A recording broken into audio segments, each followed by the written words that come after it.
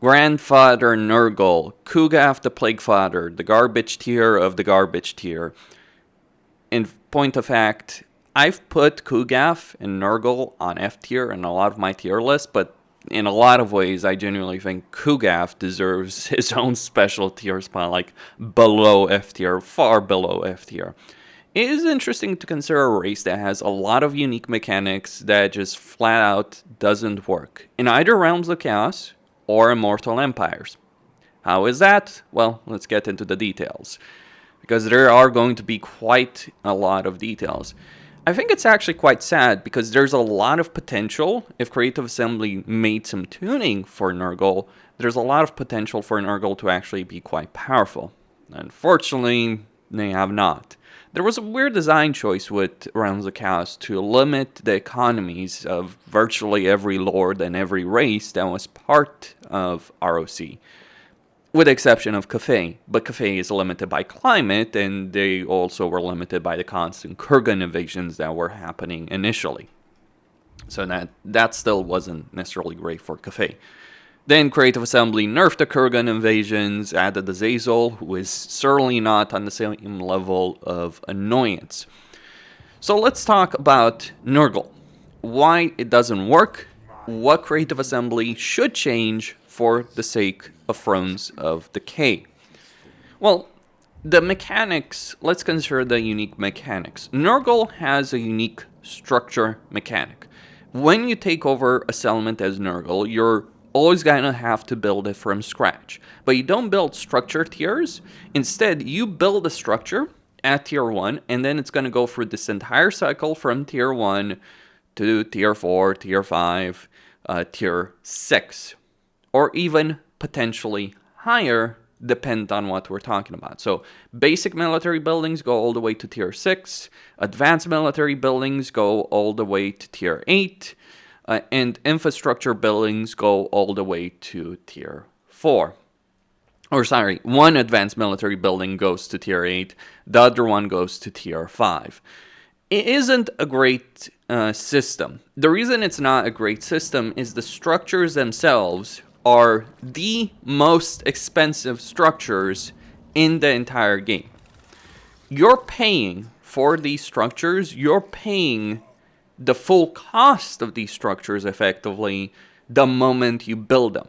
Now, there could be some benefits with this, but that means you're just very front heavy when we're talking about Nurgle, which is going to put a lot of pressure on your economy. And because you have such unique structures, you're always going to be in this position of having to do this, having to always build up from scratch.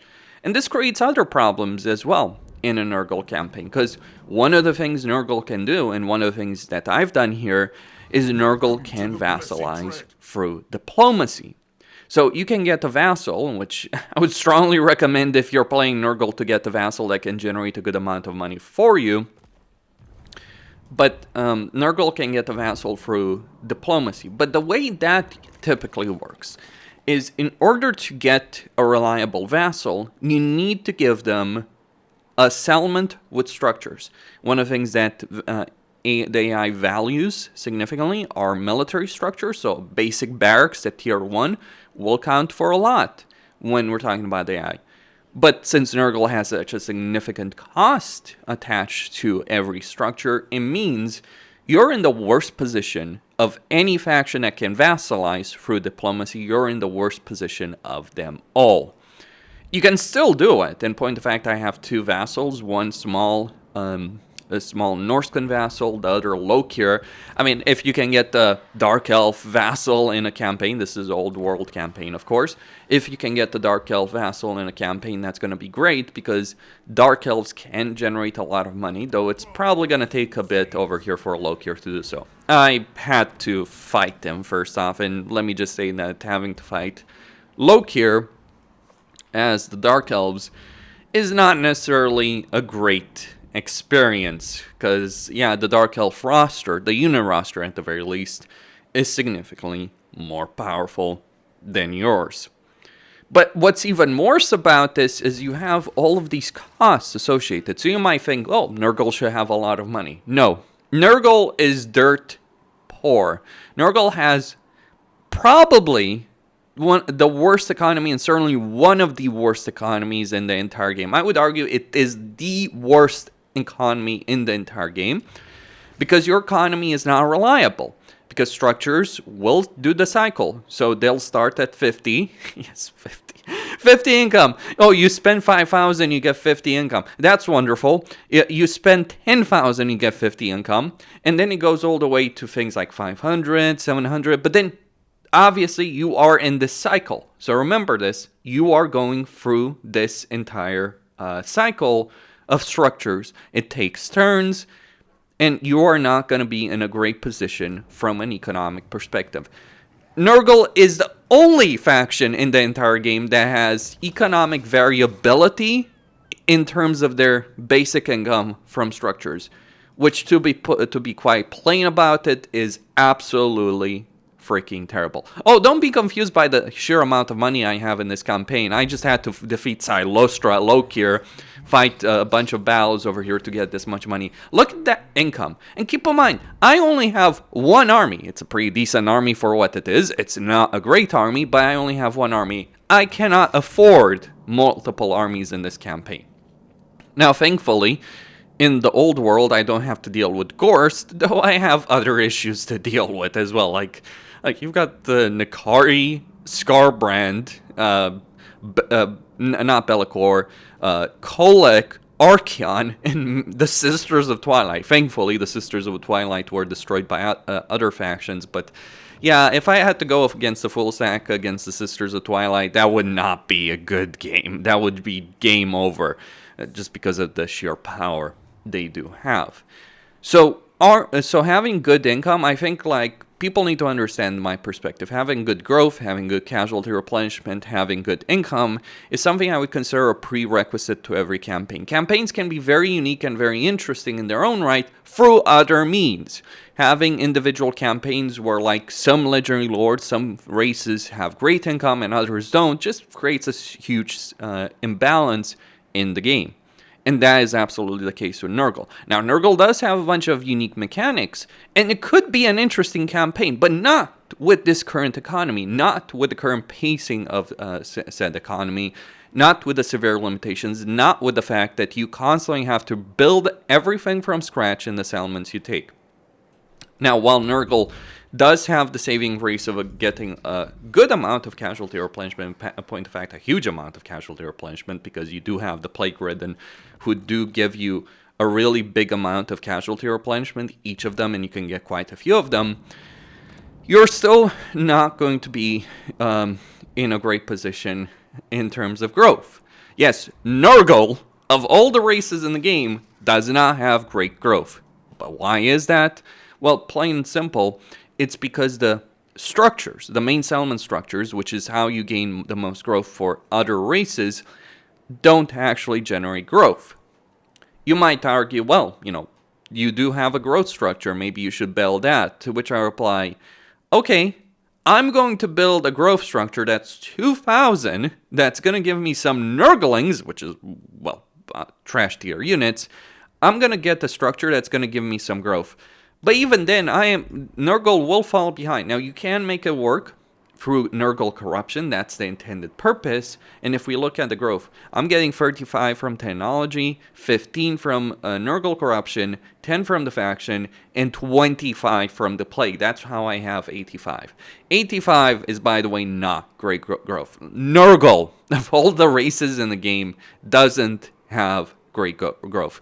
At least not by default. It's trying to be a very unique faction, but reality ends up being far behind than others. It's all well and good to be unique, but it should be unique and strong. And this has always been the problem with Nurgle from the early days of ROC, where Nurgle has never been strong at any point in the game. And that's just like settlements income. Also, because you're a demon, everyone kind of hates you in a campaign and may have a good amount of aversion. For whatever reason, the Dark Elves don't hate you, but dwarves do hate you. Dwarves do hate you. Other factions may hate you in a campaign. Like the Chaos factions may not hate you, but the Order factions do do hate you. And should be pointed out, Tzeentch also doesn't particularly like you, though it's only -10 version. It's not too big. I would have actually expected it to be more, but regardless, you're not particularly liked as Nurgle by a substantial number of races, with the exception of the Chaos races and Dark Elves, for whatever reason. Also, I guess Skaven, because, well, Skaven, suffice to say. Another thing to also mention about Nurgle is that you actually have some climate limitations. For whatever reasons, mountains are unpleasant, frozen is uninhabitable, the desert is uninhabitable. I mean, I guess life doesn't thrive in the mountains, frozen, and in desert, but it is a bit ridiculous, honestly, having climate limitations for a faction that's already struggling so much in terms of economy. So what Nurgle needs is a more stable economy, a stronger economy that they can work with, and maybe lower building costs. That's where I stand on that subject. It would help out Nurgle a significant amount. But those are not the only issues Nurgle does have. Let's talk about the plagues. Nurgle's signature power. Nurgle's plagues are kind of pathetic. The Skaven, yes, the Skaven have the most powerful plague in the entire game. It may not have as many status effects, but you have a plague that does a significant amount of attrition, lowers income, lowers growth. That is substantially more powerful than anything Nurgle has access to. Because while you can certainly get some plagues that do benefit you in quite a few ways, including a plague that, the Black Plague, which gives you income from sacking and looting settlements, it isn't going to be a great situation. Yes, you can use a plague that causes all units to suffer attrition. Never mind the fact that on every difficulty, the AI is not really going to take that much attrition from these plagues. Now, there's a bunch of negative effects you can use. There's a bunch of benefits you can get yourself, but it just never feels as powerful as I said, the Skaven Plague. And I think Nurgle plagues should be significantly more dangerous. Also, it should be pointed out a lot of your plague effects as Nurgle are locked, yes, locked behind research. So in order to get access to the good stuff, you actually need to spend a good amount of time researching it, which is not especially a great system. Like, there's a huge research tree, and it's like to actually unlock things properly. Like you have to actually unlock the full potential of Nurgle, you're going to spend a significant amount of time in a campaign getting access to all the power that that might come from the research tree. Like, for instance, getting swords as an example, right? It's like in this research tree. It's having a slow campaign is not conducive towards a great experience because Warhammer 3 is very front heavy in general. As a campaign, the interesting portions of the action do take place in the early game, and this applies in Immortal Empires and Old World.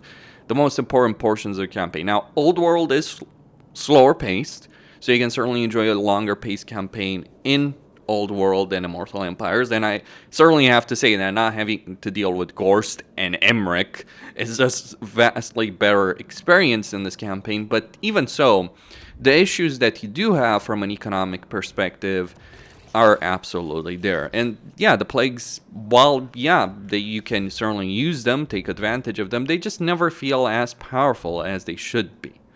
There are ways you can make them more powerful, but they're never going to be as scary, like genuinely scary, as a Skaven Plague. Like, I'm never afraid.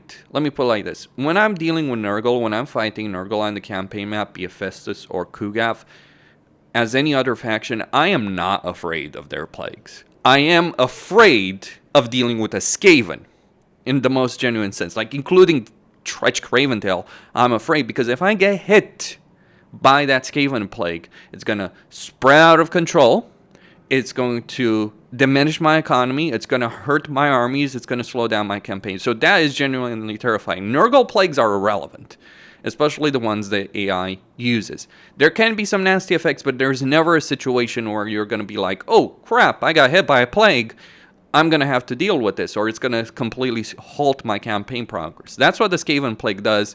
That's not what the Nurgle plagues do. So that's another thing. Furthermore, the unholy manifestations of Nurgle. Oh, if you get enough Nurgle corruption in the world, you can increase the chance of a plague spreading if you disable your campaign movement range for 3 turns. That's a really fantastic manifestation over there. How about I just how about I not waste 3 turns of my campaign, keep moving my army for 3 turns, fighting a battle every 3 turn, and getting infections every an infection from post battle loot every turn, or multiple infections, and casting a plague from the plague cauldron. So yeah, this manifestation is useless.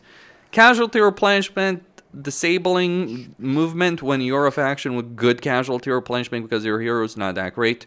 Okay, you do get exponential growth for 200. That's decent, but you do need to. It does have a 15-turn cooldown timer, and then it's like, oh, you get to put a random plague that will be given to every settlement and army in the province upon completion. None of this feels that significant, honestly, and you can spread plagues better and more effectively by just using the plague cauldron, fighting battles, getting infections, or not even attaching them to a settlement, but summoning plague cultists. It would be a better system. It is a better way of delivering plague. So the plague system that Nurgle has, not that great. Now, let's talk about the recruitment system of Nurgle, because that's also awful. Actually, let's talk a bit about heroes. Nurgle does have the ability of hero spamming. It can work pretty brilliantly, and you can get probably more heroes than most other factions. The reason you can get more heroes than other factions is that every type of resource building, for instance, in my case, I have 3 of them, every type of resource building can increase your hero capacity by 1 for all hero types. So, for instance, here I have the ability of getting 4 exalted heroes in total, 5 plague-ridden, and I could get 4 cultists of Nurgle if I were able to get a settlement. If I were able to get the settlement to a high enough level in order to be able to get the cultist of Nurgle.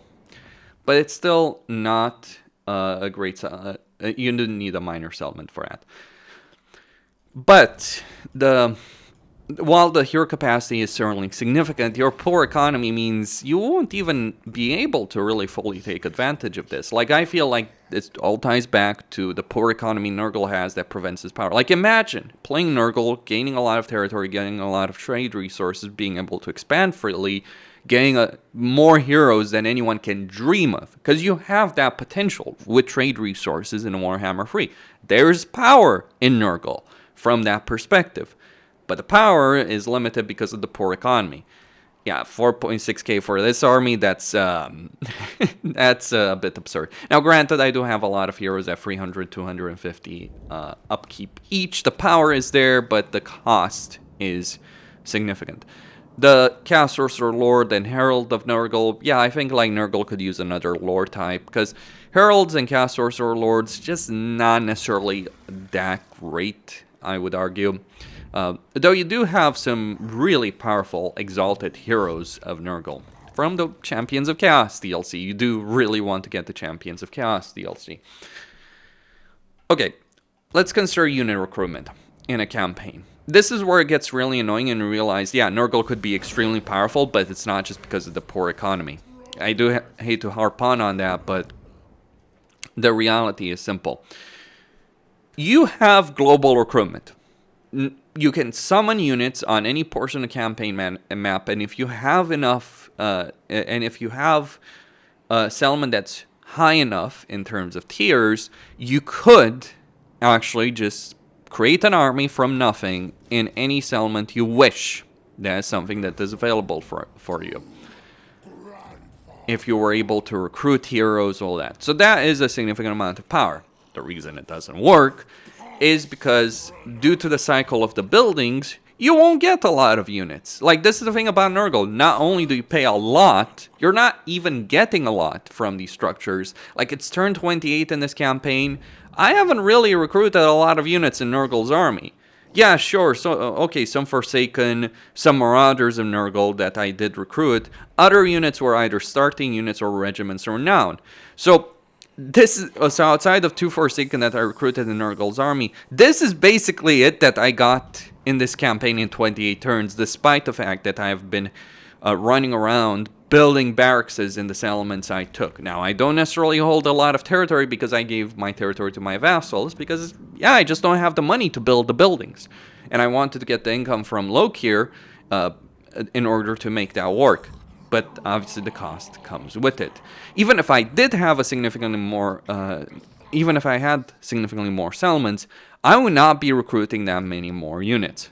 I feel Nurgle could really benefit from being able to get a lot more units through the summon unit mechanic, actually making Nurgle dangerous. Because the annoying thing about this is Nurgle's unit roster, Chaos Warriors of Nurgle, Chosen of Nurgle, are incredibly scary melee infantry units. But the problem is, you're never going to bother with those units. You're never really going to bother with those units in a campaign because it's really expensive to recruit them to begin with. It's expensive to recruit them. It's very difficult to get them to begin with. Difficult to get them. Difficult to recruit them. Difficult to maintain them with the piss poor economy. So there's a lot of uniqueness, but that uniqueness is like a rope around your neck as opposed to making for an interesting and powerful campaign. And that's the sad part about Nurgle. If Nurgle had an economy that was 3 times as strong, 4 times as strong, let's go with that. Like, even go as far as 4 times as strong. And if Nurgle could get more units from the structures he's building, Nurgle would be a blast to play, despite the fact that plagues would still be weak. So if Creative Assembly were to give Nurgle more powerful plagues, that would actually scare the crap out of the player. Like, if I'm fighting against Kugath, I should be freaking terrified. I'm not. This is a problem with demonic factions. A lot of the demonic factions are kind of pathetic to deal with. They're not scary at all, any of them. With the exception of the Changeling, just because if you start a war with the Changeling, you never know when he's going to pop off to raise one of your settlements. But with the exception of the Changeling, none of the demonic factions in general are that scary to face against. Except N'Kari, if N'Kari builds a significant number of armies. But yeah, N'Kari is going to be wiped out by the Hells in a campaign relatively quickly. I've never seen a situation where N'Kari takes over a whole of Wolf 1, suffice to say. But there is potential. It's just a question of balancing. And it's a pretty sad state of affairs that we're getting close to the 2-year mark. These issues existed at the launch of the game. They have not been fixed. And now we're getting Thrones of Decay. I certainly hope with Thrones of Decay, and I'll conclude the video here, but I certainly hope with Thrones of Decay we're not going to see another situation similar to Shadows of Change. I certainly hope that whatever they do, let's say they're adding Tamarkun as a Legendary Lord, that Creative Assembly does not replicate what they did with SOC, where they don't fix the fundamental problems of the race. They just add a Legendary Lord that ignores those issues, because that's what the Changeling did. The Changeling fixed nothing for Tzeentch. He just had so many effects on top of the Tzeentch as a faction, and he didn't have to hold territory that he was significantly more powerful to play than Kairos.